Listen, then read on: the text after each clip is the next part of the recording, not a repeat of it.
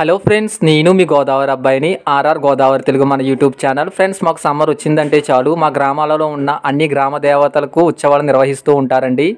Friends, మా కోనసీమ జిల్లాలో చింతలూరు గ్రామంలో ఉన్న శ్రీ శ్రీ చింతలూరు నూకాలమ్మ తల్లి అమ్మవారి జాతరకు చాలా ప్రత్యేకత ఉంటుందండి. ఇక్కడ అమ్మవారి దర్శనానికి ప్రతిరోజు కొన్ని వేల మంది భక్తులు వస్తూ ఉంటారు. అంతేకాదు ఇక్కడ అమ్మవారి జాతర తీర్థ మహోత్సవాలు నెల రోజుల పాటు జరుగుతూ ఉంటాయండి. కొన్ని లక్షల మంది ఇక్కడ అమ్మవారి జాతరకు వస్తూ ఉంటారు. ఫ్రెండ్స్, మీరు నా వీడియోని లైక్ చేసి కామెంట్ చేసి సబ్స్క్రైబ్ చేయండి. Friends, please subscribe my YouTube channel RR Godavari Telugu.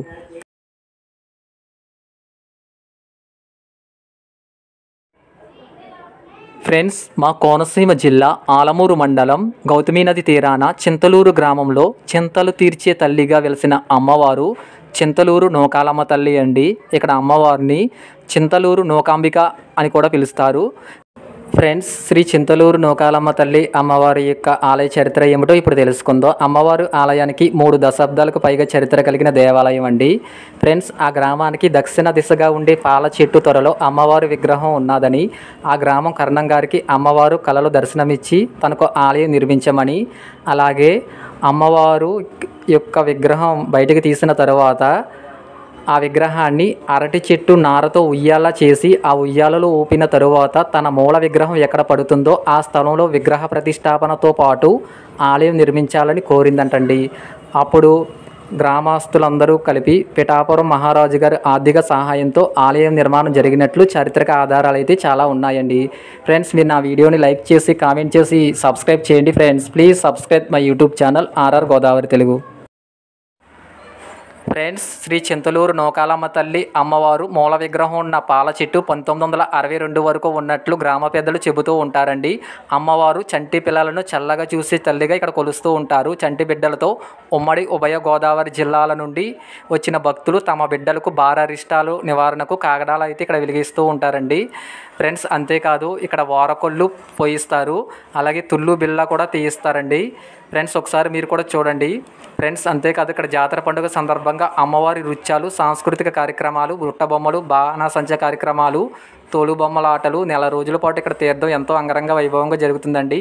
Friends, ఒకసారి మీరు కూడా చూసి నా వీడియోని లైక్ చేసి కామెంట్ చేసి సబ్స్క్రైబ్ చేయండి. Friends, please subscribe my YouTube channel RR Godavari Telugu. Friends, Shri Chintaluru Nookalamma తల్లి అమ్మవారి జాతరకు ముందు అమ్మవారు అన్ని గ్రామాలలో ఉన్న ప్రతి ఇంటికి వెళుతూ వస్తూ ఉంటుందండి. అప్పుడు భక్తులు అమ్మవారికి పసుపు నీళ్ళతో కాళ్ళు కడిగి సలివిడ పానకాలు సమర్పిస్తూ ఉంటారండి. ఫ్రెండ్స్, చింతలూరు గ్రామంలో అమ్మవారి దేవాలయం దగ్గర కొత్త పూలు జాతర నిర్వహిస్తారండి. కొత్త పూలు అంటే మనకు నిత్యం దొరికే పూలతో అమ్మవారిని అలంకరించి జాతర చేస్తారు. అలాగే తర్వాత రోజు నాడు పాత పూల జాతర చేస్తారండి. ఈ పాత పూల జాతర అంటే ఒకప్పుడు అమ్మవారి దేవాలయం దగ్గర ఉండేవారండి. అయితే ఈ పూలు ఇక్కడ కొయ్యటం లేదు, ఏజెన్సీ ప్రాంతాల్లో మాత్రమే దొరుకుతూ ఉన్నాయండి.